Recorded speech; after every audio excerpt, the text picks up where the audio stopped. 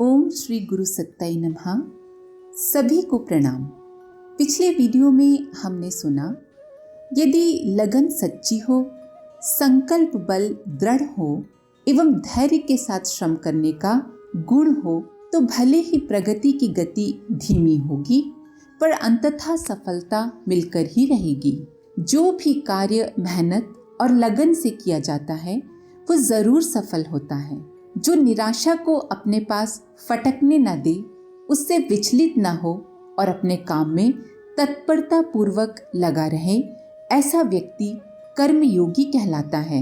निरंतर प्रयत्न का अर्थ है आत्मविश्वास। मैं इस कार्य को अवश्य पूर्ण कर लूँगा, अवश्य पूर्ण कर लूँगी। अगर यह विश्वास जगाया जाए तो निराश एवं बिखरा हुआ मनुष्य भी प्रगति के उच्च शिखर तक चढ़ सकता है। चंचल मन वाले, अनियमित जीवन क्रम अपनाने वाले जीवन में असफल ही रहते हैं। इसीलिए मन को सार्थक कार्य में लगाना, व्यस्त रखना अनिवार्य है, बहुत आवश्यक है। यदि दिनचर्या क्रमबद्ध हो, निरंतर मन काम में लगा रहता हो और शरीर से किया परिश्रम भार नहीं लगता हो तो मनुष्य शारीरिक एवं मानसिक रूप से हमेशा स्वस्थ रहेगा। परिश्रमी होने के साथ साथ व्यक्ति सुनियोजित ढंग से कार्य करने की महत्ता जान ले तब तो प्रतिफल और भी अनेक गुना अधिक बढ़ जाता है। किसी भी स्थिति में कुकल्पनाएं नहीं की जानी चाहिए। मन की प्रसन्नता जीवन को प्रफुल्ल रखती है। आइए इसी क्रम को आगे बढ़ाते हैं। कुविचार भी कुकर्मों की तरह ही घातक होते हैं, अतः इनका चिंतन नहीं करना चाहिए। बेकार पड़े चाकू को जंग खा जाती है। बैठा ठाला मनुष्य या पशु धीरे धीरे निकम्मा बनता जाता है और अपनी सहज विशेषताओं से हाथ धो बैठता है। इन अभिशापों से बचने के लिए हर समझदार व्यक्ति को अपना शरीर उपयोगी श्रम में लगाए रहना चाहिए। मन को सद्विचारों से, स्वाध्याय और सत्संग के सहारे कार्यरत रखे रहना चाहिए। किसी भी कार्य को मनोयोग पूर्वक करने से उसका स्वरूप प्रशंसनीय बन जाता है। इसके विपरीत उपेक्षा और अनमने भाव से किए गए काम बेतुके होते हैं तथा उनसे वैसा लाभ नहीं मिलता जैसा कि लगन पूर्वक करने से मिल सकता था। मनुष्य के कर्तव्य का निर्धारण उसका चिंतन करता है। ये सही ही कहा गया है कि जो जैसा सोचता है वैसा ही करता है, वह वैसा ही बन जाता है। इसीलिए व्यक्ति को सतत सद्चिंतन में स्वयं को नियोजित रखे रहने की महत्ता प्रतिपादित की जाती रही है। एक महात्मा दिन रात भगवान का भजन करते थे।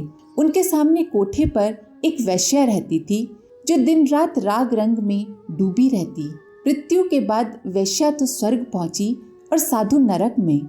साधु ने शिकायत की, भगवान आपका ये कैसा न्याय है।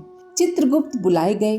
उन्होंने बही खाता खोलकर देखा तो पता चला कि महात्मा दिन रात उस वैश्या को कोसते और गाली देते रहते थे, जबकि वैश्या पश्चाताप के आंसू बहाती और कहती थी, ये साधु कितने धन्य हैं, एक मैं हूँ जो नर्क में डूबी हूँ। फल कर्म का नहीं, विचारों का होता है। एक साधु और डाकू की एक ही दिन मृत्यु हुई। धर्मराज के दरबार में वे साथ साथ पेश किए गए। डाकू ने अपने दुष्कर्म कह सुनाए और यथोचित दंड पाने के लिए सिर झुकाकर खड़ा हो गया। साधु ने अपने पुण्य बखाने और स्वर्ग सुख का दावा प्रस्तुत किया। धर्मराज ने डाकू को दंड दिया कि तुम आज से साधु की सेवा में संलग्न रहो ताकि जो सद्भाव तुम में जगा है वो सत्संगति से और अधिक निखरे। डाकू तैयार हो गया पर साधु ने आपत्ति की, कहा इसकी संगति से मैं भ्रष्ट हो जाऊंगा, मुझे ये स्वीकार नहीं। धर्मराज ने अपना फैसला बदल दिया।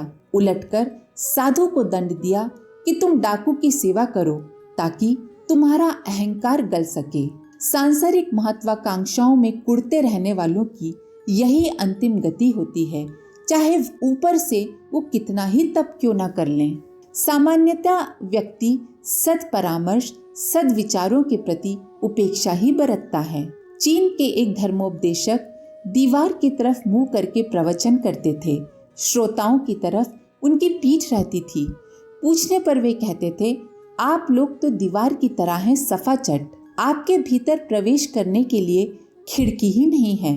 ऐसी दशा में ये आशा बंधती ही नहीं कि आप जो सुनेंगे उसे समझने और स्वीकार करने को तैयार भी होंगे। इसीलिए मैं दीवार को सुनाता हूँ ताकि मेरा अभ्यास बढ़े, और यदि दीवार के कहीं कान हो तो वे मेरी बात सुने। उनके कहने का तात्पर्य यह था कि ऐसे व्यक्ति जिन पे किसी भी प्रकार के सद्विचारों का, सत् परामर्श का कोई प्रभाव ही नहीं पड़ता, वे दीवार की तरह होते हैं। कितनी भी अच्छी बातें देख सुन लें पर उसको स्वीकार और उसको अपने जीवन में धारण कर ही नहीं पाते। और इसका एक ही कारण है अहम। जब हम अपने आप को बहुत अक्लमंद समझने लगते हैं, जब हमें लगता है कि हम ही सबसे बड़े समझदार हैं, तब हम अपने चारों तरफ मानो एक दीवार बना लेते हैं। ये हमारा अहंकार ही होता है। मनुष्य बैठे ठाले कुछ भी सोचता रहता है। चिंतन के सुनियोजन की अपेक्षा कुतर्कों में मस्तिष्कीय क्षमताएं नष्ट करता रहता है। अपने को बहुत समझदार समझने वाले लोग अपने पैरों पर खुद ही कुल्हाड़ी मारते हैं।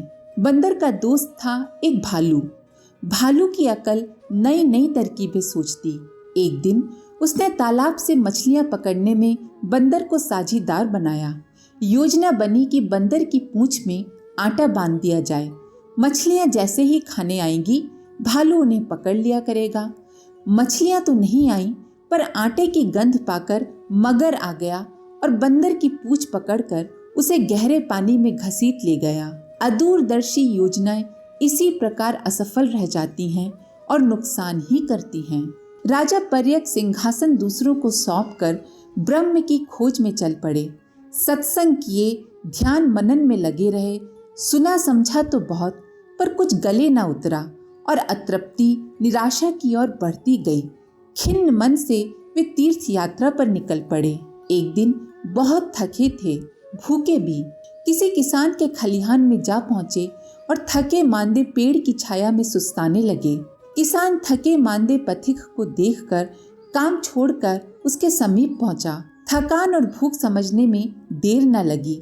उसने चावल निकाला, हांडी में डाला और आग पर रखते हुए कहा, इसे पकाइए और जब पक जाए तब कहना, हम दोनों पेट भरकर खा लेंगे। राजा ने वैसा ही किया।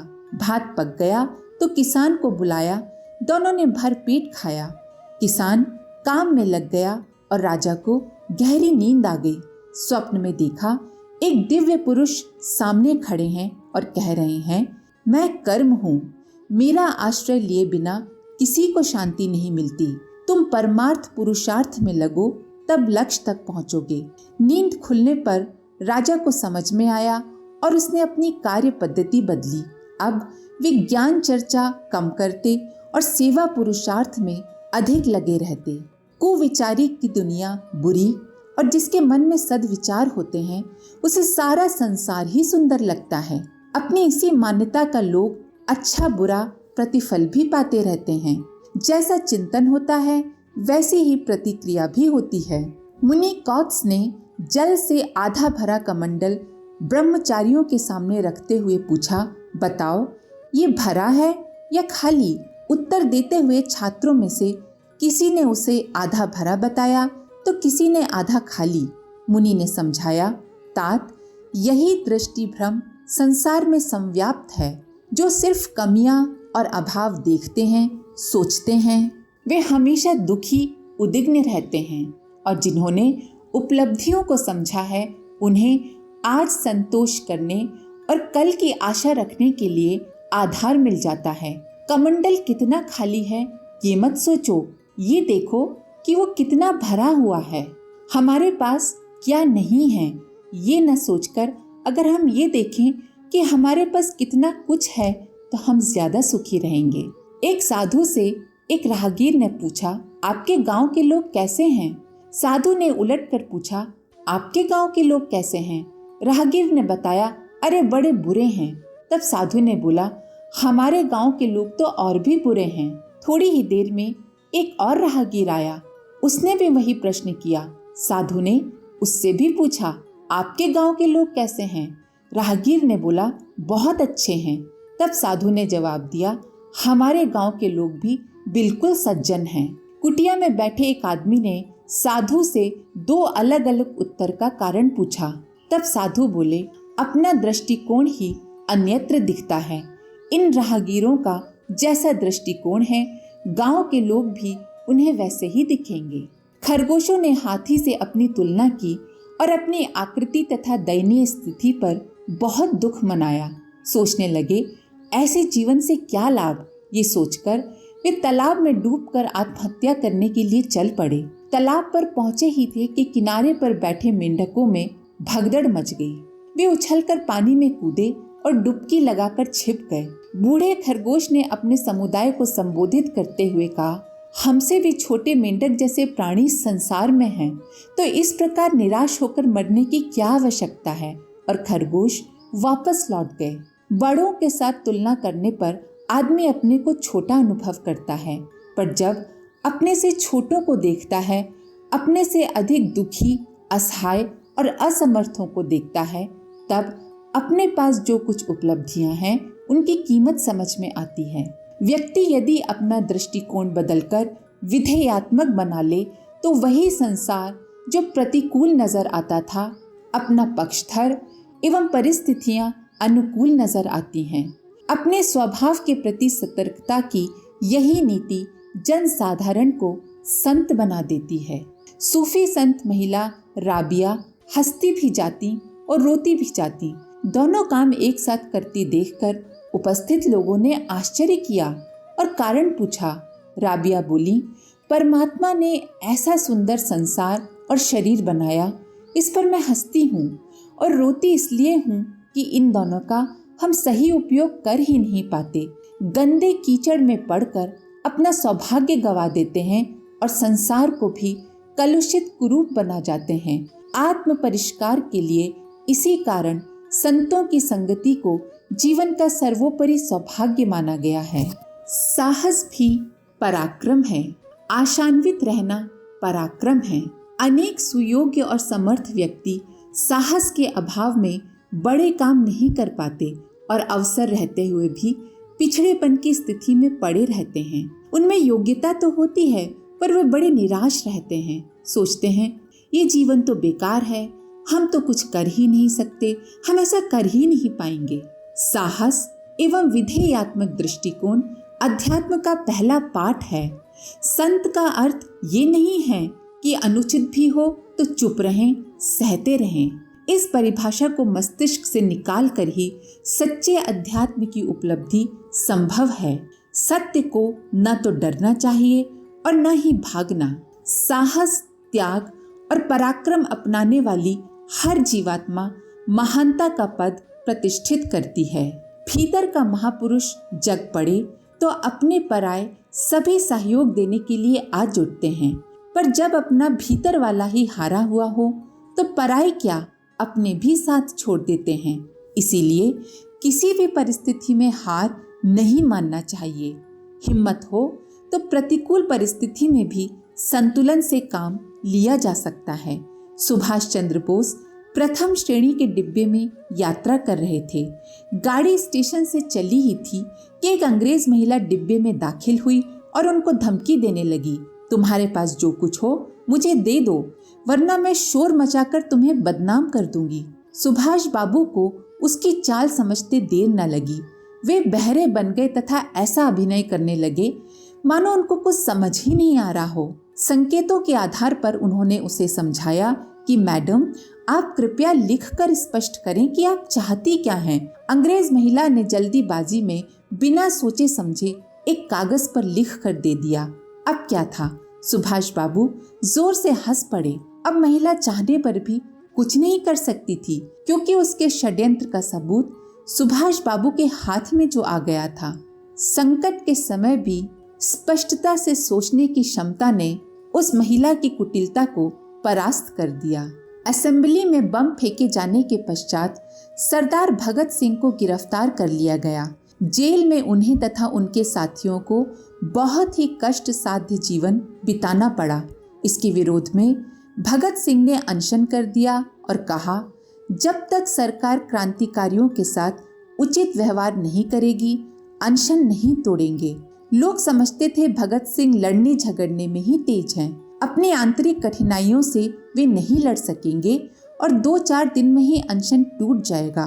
पर एक एक करके 119 दिन बीत गए। लोग घबरा गए।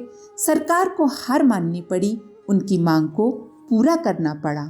कोई आवश्यक नहीं कि साहस प्रदर्शन के लिए शरीर ही बलिष्ठ हो। मानसिक साहस सर्वोपरि है। आत्मबल सर्वोपरि है। अगर आत्मबल ना हो तो शारीरिक बल भी किसी काम का नहीं है। आज के लिए इतना ही।